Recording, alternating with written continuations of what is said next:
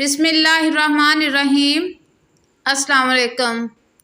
حضرت شیخ سعدی شیرازی چھوٹی عمر کے تھے کہ ایک دفعہ اپنے والد صاحب کے ہمراہ عید کی نماز کے لیے جا رہے تھے کہ لوگوں کی بہت بھیڑ تھی، اس لیے والد نے انہیں نصیحت کی کہ دیکھو بیٹا، میری انگلی نہ چھوڑنا ورنہ رش اور بھیڑ میں گم ہو جاؤ گے۔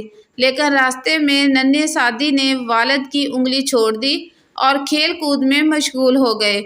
کھیل سے فارغ ہو کر جب والد کو قریب نہ دیکھا تو مارے خوف کے رونے لگے۔ اتنے میں والد بھی انہیں ڈھونڈتے ڈھونڈتے وہاں آ گئے۔ کان کھینچتے ہوئے جھڑک کر فرمایا کہ نہ سمجھ بچے، میں نے تمہیں کہا نہیں تھا کہ میری انگلی مضبوطی سے پکڑے رکھنا، لیکن تم نے دھیان نہیں کیا اور میرا کہا نہ مانا اور پریشانی ہوئی۔ بڑی عمر میں حضرت سعدی لوگوں کو یہ آبیتی واقعہ سنا کر فرمایا کرتے تھے کہ اگر تم دنیا کی بھیڑ میں گم ہونا نہیں چاہتے تو کسی نیک بندے کا دامن تھام لو، ورنہ پریشانی میں ٹھوکریں کھاتے پھرو گے۔ جو بزرگوں کا دامن چھوڑ دیتا ہے وہ یوں ہی بھٹکتا رہتا ہے۔